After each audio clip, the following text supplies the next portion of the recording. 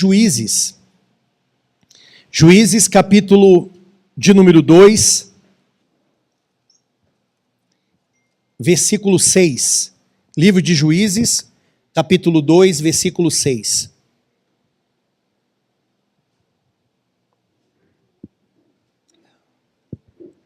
Eu vou fazer a leitura até o versículo de número 13, mas eu quero passar de forma expositiva do versículo 6 até o capítulo 3, versículo de número 6.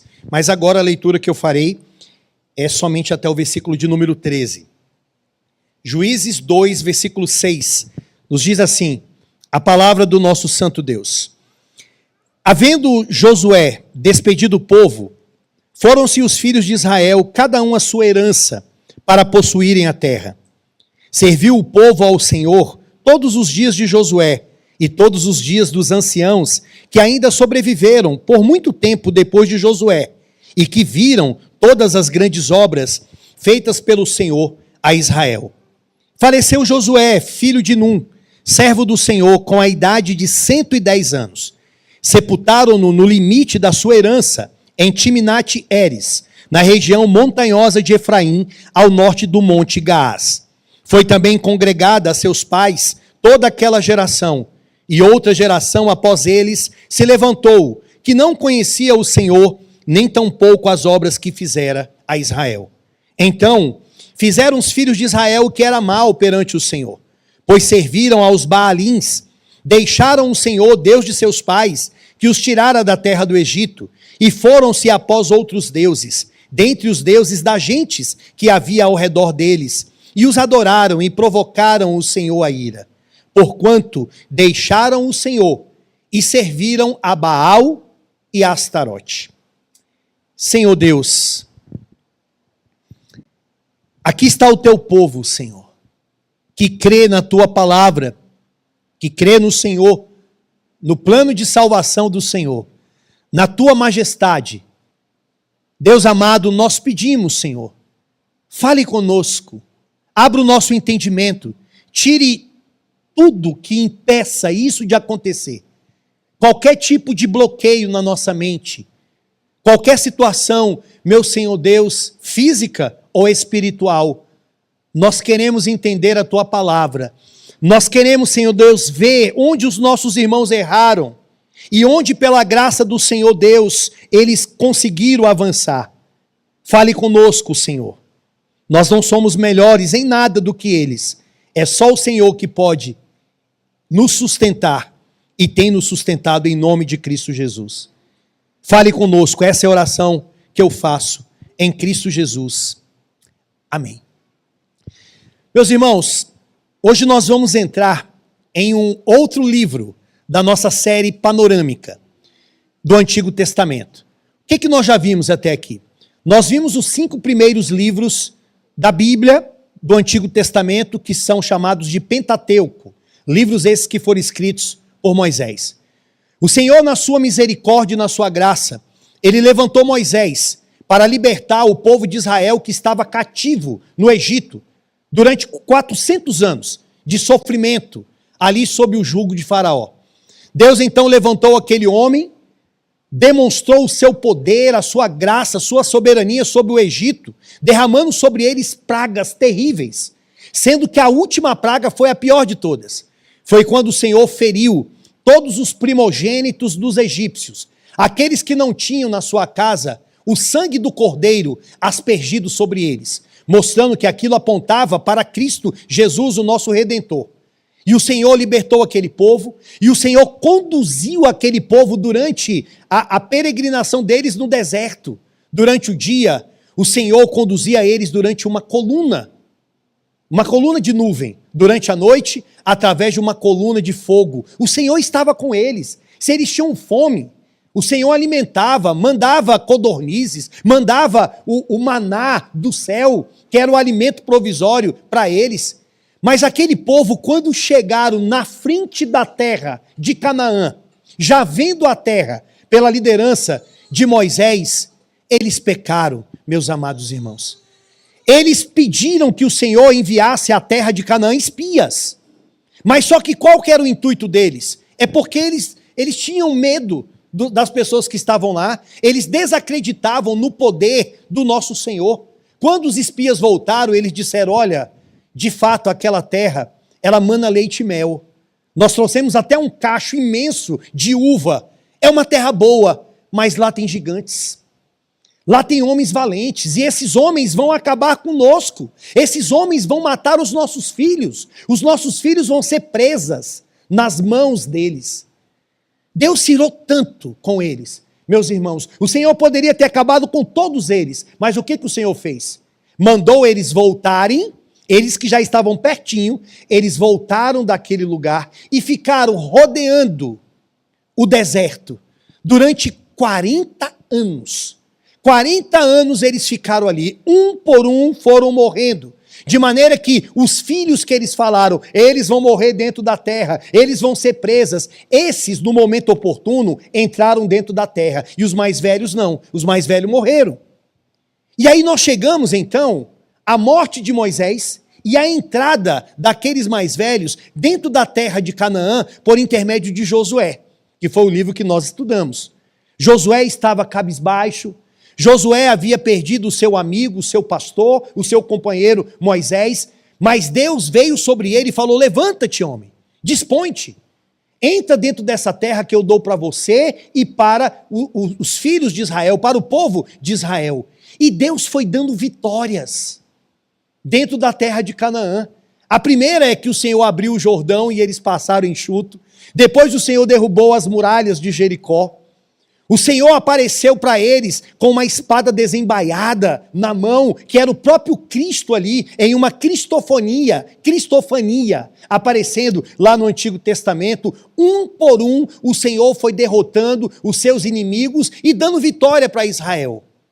Só que aí nós chegamos agora no livro de Juízes.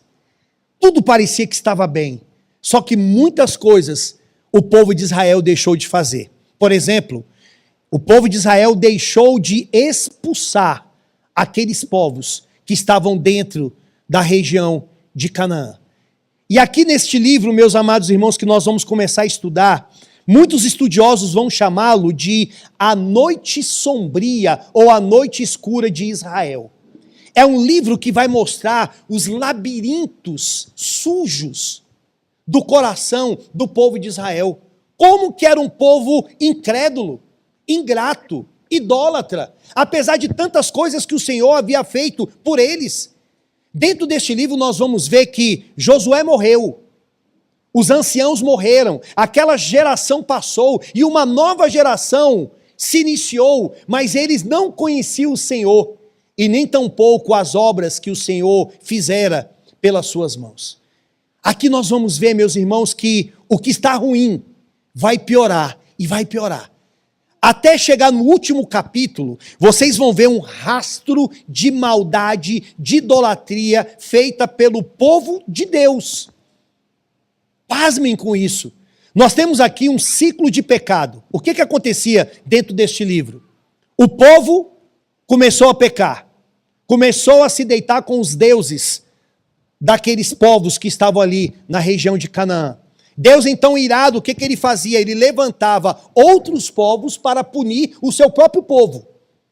Ele levantava aqueles povos como se eles fossem um chicote nas mãos do próprio Deus. Deus ia lá e botava o povo para ficar 7 anos preso por eles, ou 18 anos, ou 30 anos, sofrendo, e muitos deles morrendo. Só que quando eles se arrependiam dos seus pecados, aí Deus pegava e levantava os juízes. Os juízes era como se fosse uma espécie, meus amados irmãos, de um avivamento sobre Israel. Seria para trazer o equilíbrio, para trazer a paz, para trazer a ordem. Só que quando o juiz vinha, tinha esse período de paz, mas quando o juiz morria, o povo voltava de novo ao pecado, à idolatria. Aí o que Deus fazia? Deus pegava e se voltava de novo em ira contra o seu povo. E assim, nós vamos ver até o final do livro. O povo peca, Deus pune, o povo se arrepende, Deus levanta um juiz. O juiz morre, o povo volta a pecar, Deus se ira com eles, o povo se arrepende, Deus levanta um juiz e assim vai até o final. E meus irmãos, cada juiz, vocês vão ver que um vai ficando pior do que o outro. Vocês vão ver, em nome de Jesus, ao longo dessa série, que aqueles juízes que muitas das vezes a gente tem como padrão de fé, meus irmãos, como que eles pecaram. E quando nós chegarmos, se Deus quiser, no final do livro, nós vamos ver uma das histórias mais horríveis registradas nas Sagradas Escrituras, que eu não sei se vocês conhecem essa história, mas nós veremos, se Deus quiser. Então se preparem, meus irmãos, para essa série, que é uma série muito edificante, mas que mostra o pecado deles e pode também mostrar os nossos pecados. O capítulo 2, versículo 6, até o capítulo 3, versículo de número 6, sabe como que ele serve aqui? Ele serve como um ponto de parada introdutório para você entender o restante do livro. Se você não parar aqui, nesse capítulo, você não vai entender a estrutura do livro de Juízes. Há um comentarista chamado Dale Ralph Davis. Ele fala, no contexto dos Estados Unidos, sobre um local chamado Vicksburg, em Mississippi, onde as pessoas iam ali para ver algumas questões de guerra. Só que o local é cheio de monumentos, é cheio de história. Só que ele diz assim, se a pessoa entrar de carro e simplesmente ir vendo aqueles monumentos, pode ser que ele não entenda direito. É necessário que ele pare na recepção, e a recepção vai fazer um trailer, um resumo de tudo que ele vai ver lá dentro. Então, a partir desse trailer, é que ele vai ter uma ideia bem clara de onde ele está entrando. Ele disse isso, esse comentarista, para mostrar que o capítulo que nós vamos estudar agora, ele é como um trailer de um filme. Se você não entender o que está aqui, você não vai entender o restante dos capítulos do livro de Juízes. Tá? Então, o que nós vamos ver nesta manhã? Nós vamos ver aqui 2 pontos. Primeiro, do capítulo 2, versículo 6 até o versículo 13, nós vamos ver a idolatria do povo de Deus. Como que eles estavam andando. Qual era a prática deles. E em segundo lugar, do versículo 14 do capítulo 2 até o versículo 6 do capítulo 3, nós veremos a ira de Deus. Então, resumindo, tá? 2 pontos. A atitude do povo, como que eles estavam vivendo, e a reação do Senhor a esta maneira como que eles estavam vivendo, ok? Então, em primeiro lugar, vejamos a idolatria do povo de Deus. Olhem para o versículo de número 6. O texto começa assim. Havendo Josué despedido o povo, foram-se os filhos de Israel, cada um a sua herança, para possuírem a terra. Serviu o povo ao Senhor todos os dias de Josué, e todos os dias dos anciãos, que ainda sobreviveram por muito tempo, depois de Josué, e que viram todas as grandes obras feitas pelo Senhor a Israel. Então, percebam que, a princípio, o que temos aqui são atitudes boas do povo de Israel. O povo estava andando bem.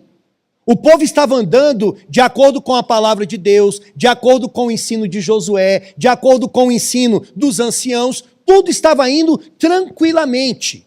Aí vem o versículo de número 8, que de certa maneira já trouxe uma certa frustração para eles. Faleceu Josué, filho de Num, servo do Senhor, com a idade de 110 anos. Sepultaram-no no limite da sua herança em Timnat-Heres, na região montanhosa de Efraim, ao norte do Monte Gaás. É interessante vocês perceberem, verificarem que muitos livros na Bíblia, principalmente os do Antigo Testamento, eles começam com a morte dos seus líderes. Moisés morreu, José lá atrás morreu, Abraão morreu. Agora, a gente começa o livro de Juízes dizendo que Josué morreu. Moisés tinha morrido com 120 anos. Agora a gente tem Josué morrendo com 110 anos. Mas, apesar disso, das pessoas morrerem, dos servos de Deus serem chamados. Por exemplo, na nossa época, quantos homens de Deus o Senhor tem chamado nesses dias? Já perceberam? R.C. Sproul, John MacArthur, Woody Balkin e tantos outros aí. O Russell Shedd, que também o Senhor levou. Quantos que já estão velhos? Que o Senhor pode levar, ou então quantos novos também o Senhor pode levar a qualquer momento. Mas sabe o que a gente aprende com isso? Que apesar destas pessoas morrerem, o Senhor, Ele continua vivo e conduzindo a história da sua igreja, do seu povo. Ou seja, cada morte dessa, lá no Antigo Testamento, o Senhor estava conduzindo tudo, preparando o ápice, que era a vinda do seu Filho. E o seu Filho prometeu que estaria conosco até a consumação dos séculos. Homens morrem, homens passam, nós vamos passar, mas a igreja do Senhor, ela vai continuar, meus irmãos. Só que, vejam bem, tudo estava indo aparentemente bem, eles estavam servindo ao Senhor, Josué morreu, ok, mas aí vem a péssima notícia, no versículo de número 10. Foi também congregada a seus pais toda aquela geração. Ou seja, não só Josué que morreu, mas aquela geração passou. E outra geração, após ele, se levantou, que não conhecia o Senhor, nem tampouco as obras que fizera a Israel. Olha o verso 11. Então, fizeram os filhos de Israel o que era mal perante o Senhor, pois serviram aos Baalins, deixaram o Senhor, Deus de seus pais, que os tirara da terra do Egito, e foram-se após outros deuses, dentre os deuses das gentes que havia ao redor deles, e os adoraram e provocaram o Senhor a ira, porquanto deixaram o Senhor e serviram a Baal e a Astarote. Josué morreu, aquela geração morreram, os anciãos também morreram, e uma outra geração apareceu, só que o texto fala, uma geração que não conhecia ao Senhor. Não conheciam. A ideia de conhecer ali, meus irmãos, não quer dizer que eles não sabiam ou não recordavam de que Deus abriu o Mar Vermelho, de que Deus abriu o Jordão, de que Deus alimentou o povo num deserto, de que o Senhor fez grandes coisas por eles, pelos seus pais. Eles lembravam disso, mas eles não se importavam mais. Esse é o ponto. Aquilo não tinha mais valor significativo no coração deles. Não havia uma importância, não era algo que ardia no coração daquela nova geração. Eles não se importavam mais com isso. Seria mais ou menos como na nossa época, que Deus nos livre disso, de nós esquecermos da cruz, da ressurreição, da ascensão, da ceia, do batismo, da gente nem se importar com isso, nem ligar mais para isso, ou simplesmente vir para a igreja em um ajuntamento, somente por alguma coisa outra, amizade, algum tipo de conveniência, mas não necessariamente por causa do Senhor. O povo, esta segunda geração, diz o texto bíblico, que eles não conheciam o Senhor. Eles não se importavam mais com as coisas do Senhor. Agora, vejam o pecado deles. Mais uma vez, olhe para o verso 11. Então, fizeram os filhos de Israel o que era mal perante o Senhor, pois serviram aos Baalins. Deixaram o Senhor, Deus de seus pais, que os tirara da terra do Egito, e foram-se após outros deuses. E lá no final do versículo 13, diz assim, e serviram a Baal e a Astarote. E serviram a Baal e a Astarote. Vamos entender o contexto aqui. Os habitantes de Canaã, os cananeus, eles adoravam Baal. Baal, na concepção deles, era o que mandava chuva, era o Deus da fertilidade, era o Deus da agricultura. E como que ele mandava chuva para o povo? Mandava quando ele tinha relação sexual com a sua mulher, que era Astarote, ou Astarte, como alguns chamam. Então, desta relação é que vinha a chuva. A chuva ali, simbolicamente, seria como o sêmen descendo desta relação e vindo sobre a terra e trazendo então vida. Só que os adoradores de Baal, eles não se contentavam somente em saberem que Baal fazia aquilo e por isso vinha a chuva e ficarem ali na casa deles só esperando, não. Sabe qual era a atitude deles? Eles iam para um templo construído por eles com uma imagem ali de Baal e lá no templo o homem se deitava com uma prostituta que tinha dentro daquele templo. E através daquela relação estava simbolizando como se ele fosse Baal e aquela prostituta fosse Astarote.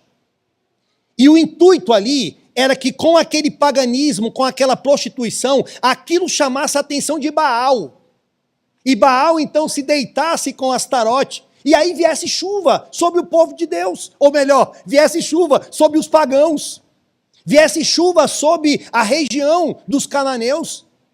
Meus irmãos, que promiscuidade, que idolatria, que mente maligna para pensar determinadas coisas como essas. Mas sabe o que é horrível de tudo isso? É que os filhos de Israel, aquela segunda geração, estavam fazendo as mesmas coisas. As mesmas coisas. Os filhos de Israel sabiam que quem mandava a chuva era Deus. Quem era o Deus da fertilidade em todos os sentidos era Yahvé, o Senhor. Mas eles trocaram o Senhor para se prostituírem com Baal, com os Baalins. E sabe o que eu fico pensando, meus amados irmãos? Eu estava meditando dentro desse texto. O que levou o povo de Israel a chegarem nessa decadência espiritual? Como que eles chegaram a este ponto de fazerem isso? Como? Eu acredito que duas coisas eles fizeram de errado. E custou um preço muito grande. A primeira é que eles desobedeceram o Senhor quando eles deixaram de retirar, de expulsar os habitantes de Canaã da terra. Eles não fizeram isso. E pelo fato deles não terem feito isso, o que aconteceu? Viraram amigos. Passaram a ter comunhão. Será que é difícil a gente imaginar, por exemplo, um cananeu sendo vizinho de um israelita? E de repente ele ouvindo do israelita, o israelita falando bem assim, olha, o nosso Deus abriu o Jordão, abriu o Mar Vermelho, mandou codornizes do céu, mandou pragas lá no Egito, e o cananeu só ouvindo aquilo ali. Ele, que coisa fantástica isso, mas deixa eu falar um pouquinho do meu Deus, de Baal. O meu Deus é aquele que manda chuva. É aquele que faz com que haja mesmo mantimentos para todos nós. E detalhe, você ainda pode participar disso sexualmente. Vai dizer que você não sente vontade de fazer essas coisas? Olhem quantas cananeias lindas e atrativas existem lá no templo de Baal. E aquilo, pelo fato deles não terem retirado, expulsado aqueles habitantes de lá, que Deus tinha dado esta ordem para eles, aos poucos, aquela fala maligna foi entrando na cabeça deles. E daqui a pouco o povo esqueceu de Deus, esqueceu da palavra do Senhor e estavam indo de acordo com a fala dos cananeus. E estavam se prostituindo. Meus irmãos, olhem para o versículo de número 1, ou melhor, capítulo 1, versículo de número 27. Capítulo 1, versículo 27. Manassés não expulsou os habitantes de Bet-Seã. Depois, versículo de número 29. Efraim não expulsou os cananeus. Depois, o versículo de número 30. Zebulon não expulsou os habitantes. 31. Assé não expulsou os habitantes. Depois do versículo de número 33. Naftali não expulsou os habitantes. Perceberam que isso aqui custou um preço muito grande? Pelo fato deles não terem expulsado os habitantes, eles acabaram fazendo aliança com eles. E o que isso tem a ver conosco hoje? Nós não temos uma ordem de Deus para pegarmos em espada, para pegarmos em armas e saindo matando os ímpios que estão aí no mundo. A gente não tem essa autorização. Mas a gente tem a autorização, sim, da parte do Senhor, de nós não andarmos de acordo com o conselho dos ímpios. De nós não vivermos de acordo com a cultura deles. De não assentarmos na roda dos escarnecedores. Então, o princípio continua o mesmo para nós. O povo do Senhor não pode ir de acordo com a cosmovisão deste mundo. O povo do Senhor não pode ter esta aliança ao ponto de negar as Escrituras e ouvir o que eles estão fazendo. Então, esse é um motivo pelo qual Israel chegou nesse ponto. Mas o segundo motivo, que eu acredito que eles chegaram nesse ponto de degradação espiritual, é que os pais falharam. Os pais falharam. Lá em Deuteronômio, capítulo de número 6, nós temos o famoso Shema, que fala sobre quem é o nosso Deus, e nós temos ali a orientação dos pais para ensinarem os filhos. Meus irmãos, provavelmente os pais falharam ao não terem ensinado os seus filhos o caminho do Senhor.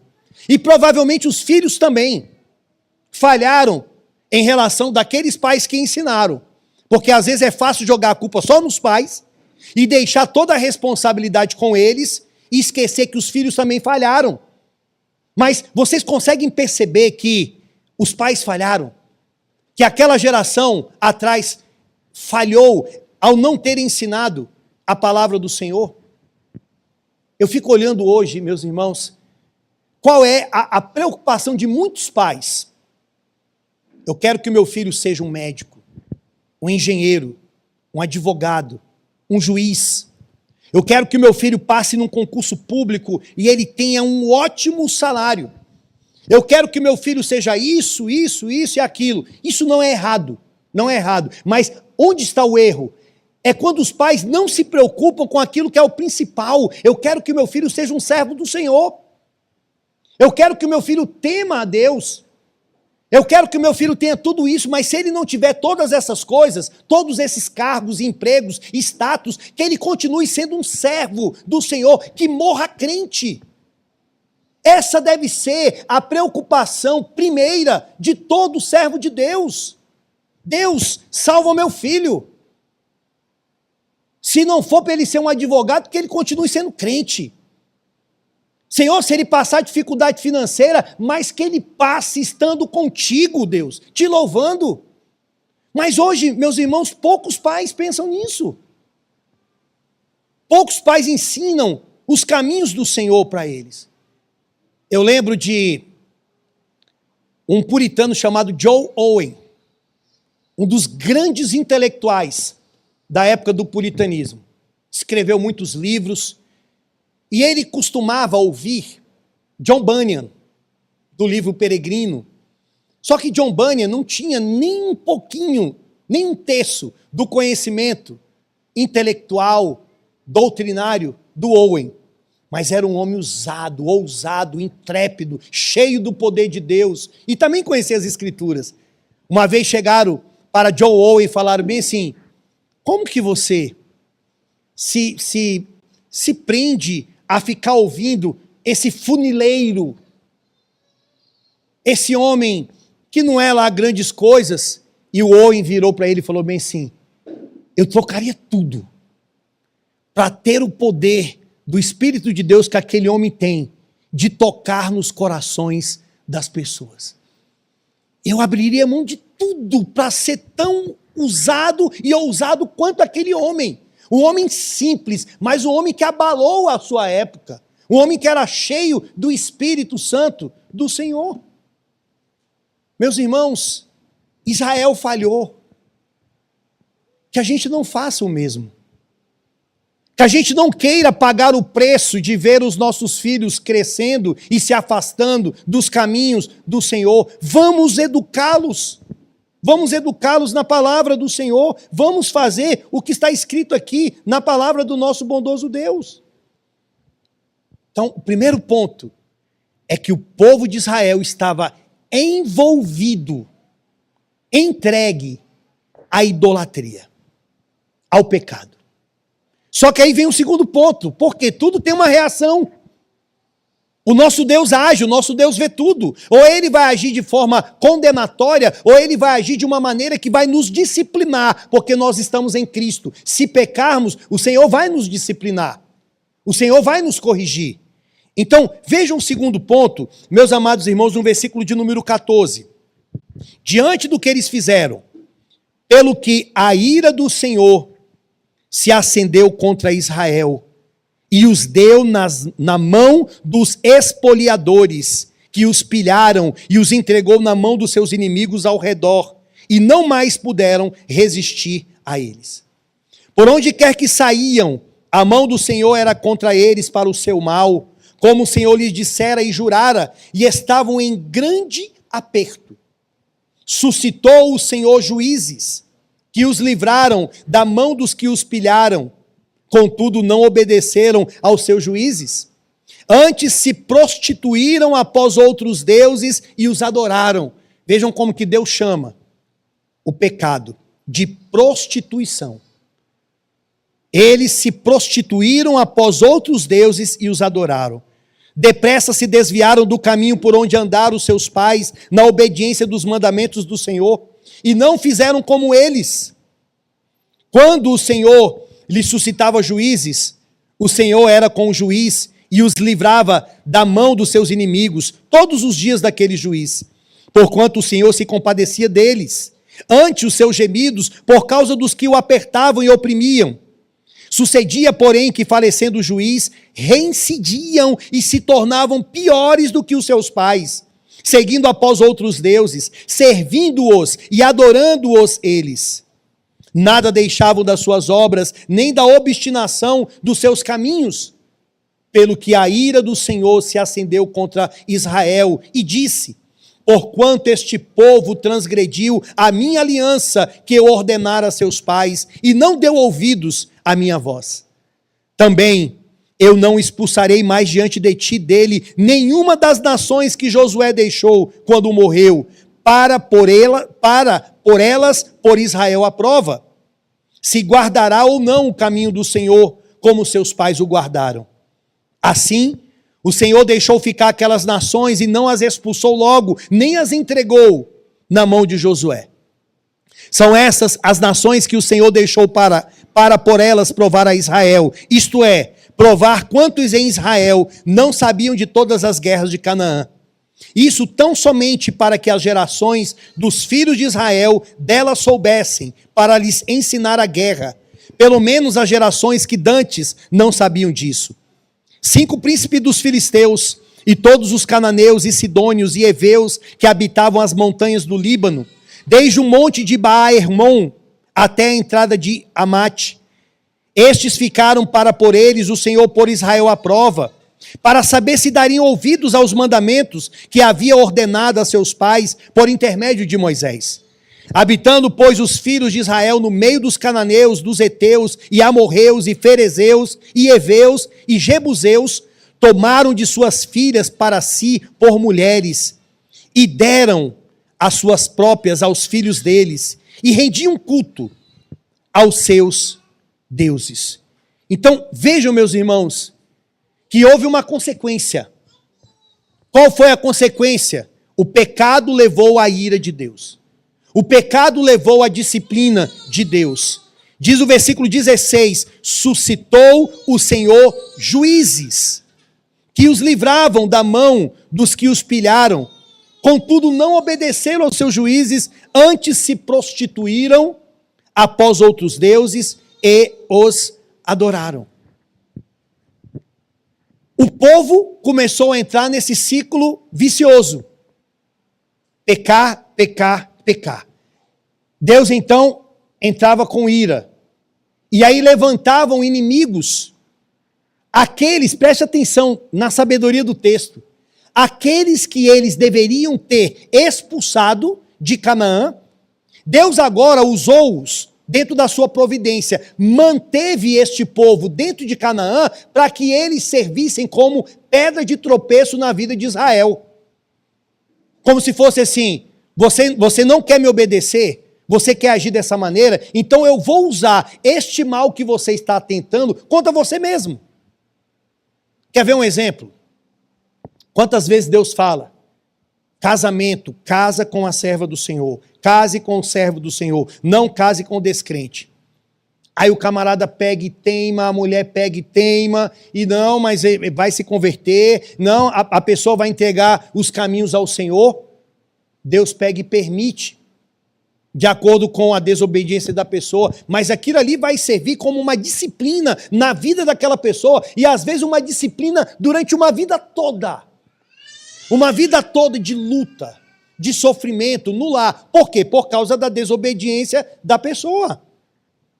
Agora, preste atenção, quando o texto bíblico fala que eles se prostituíram. Por que eles se prostituíram? Porque eles passaram aí de acordo com os ídolos do coração deles. Meus irmãos, não há muitos relatos de Israel se dobrando diante de imagens, mas há relatos claros de que Israel estava se dobrando diante dos anseios do seu próprio coração, daquilo que estava dentro deles. Sabe uma coisa que faz com que a gente ache que está tudo bem na nossa vida? Porque não há imagem de escultura, porque eu não adoro Dagon, Baal, Moloque, eu não adoro os santos da Igreja Católica. Mas será que nós não estamos adorando o nosso próprio querer, a nossa própria vontade? Será que no nosso dia a dia a gente não está querendo que seja prevalecido o que eu quero? A minha vontade? Será que o ídolo da impaciência não está falando muito alto dentro do nosso coração?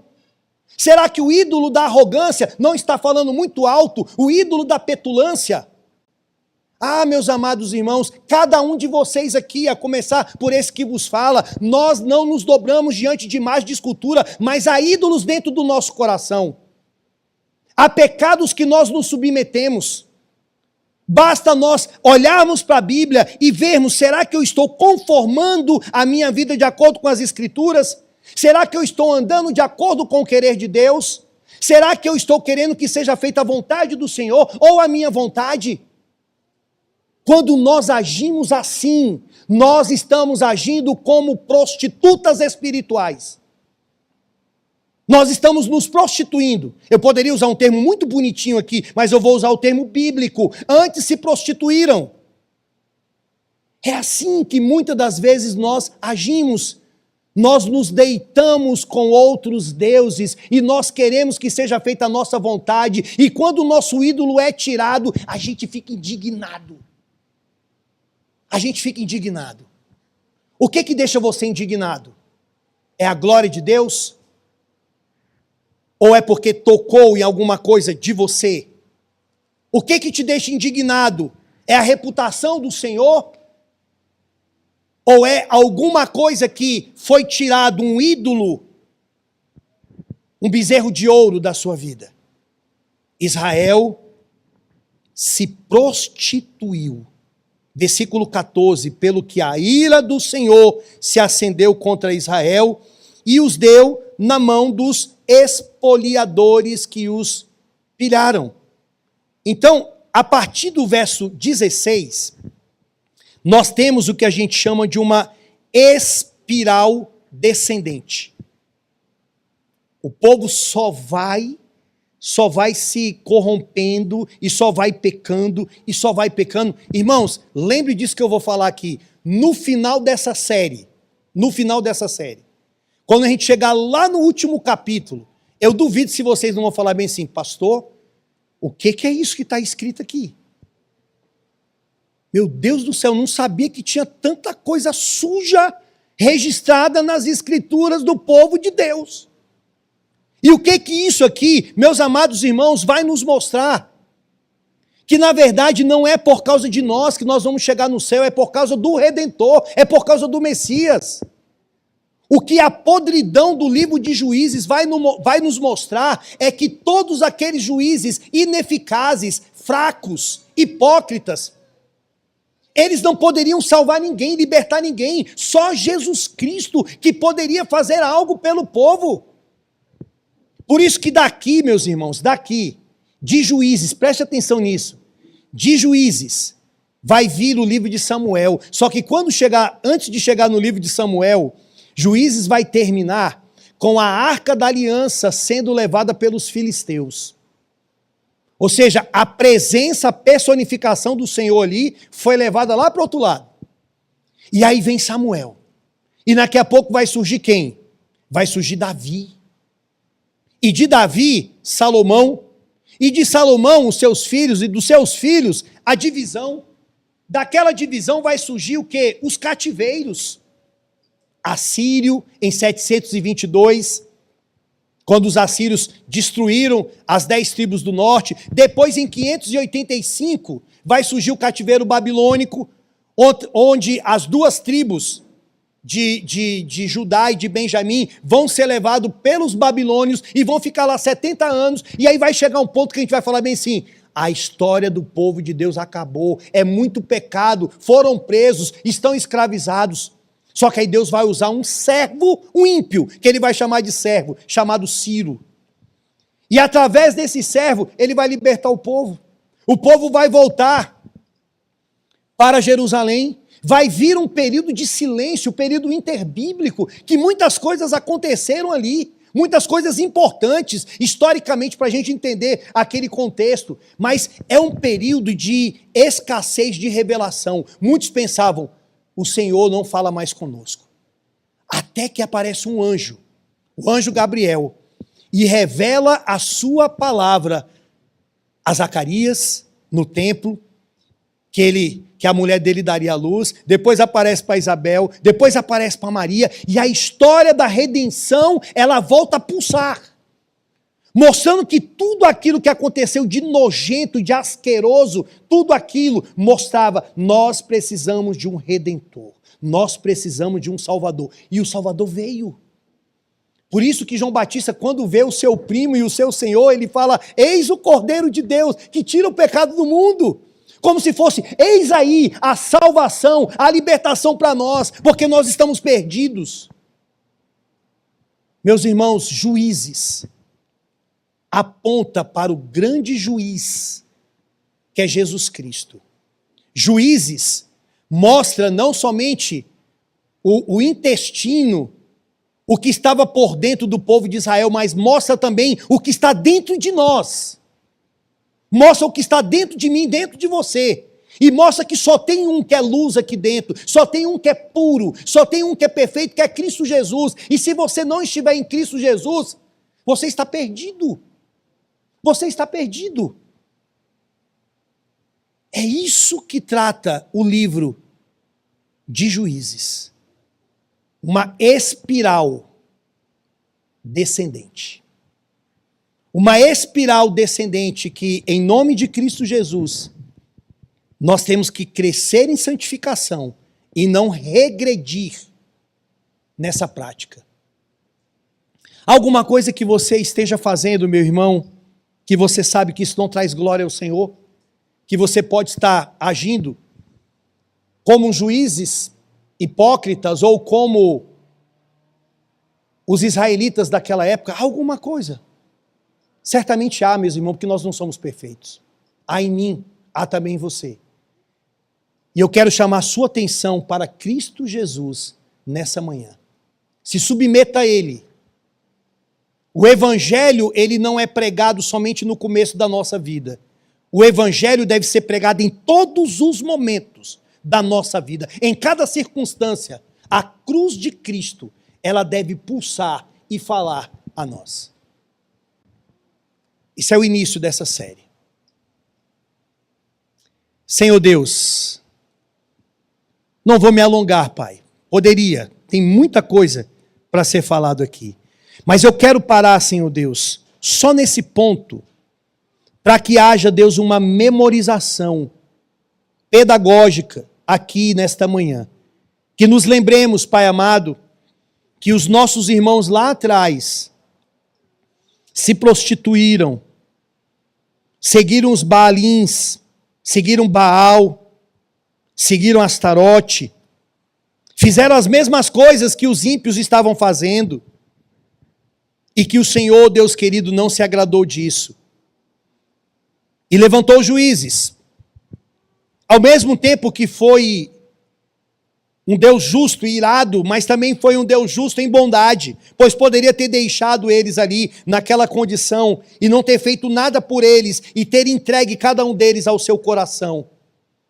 Mas o Senhor mostrou a sua bondade, a sua misericórdia, levantando estes juízes que apontam para Cristo Jesus, o nosso Redentor. Deus, a minha oração sincera, Pai amado, a começar por mim, não deixe-nos, Senhor Deus, nos corrompermos com as mazelas, com as migalhas deste mundo. Não deixe, Senhor Deus, que a gente se prenda com coisas pequenas, mas que a gente avance em humildade, em unidade, para a glória do Teu santo nome.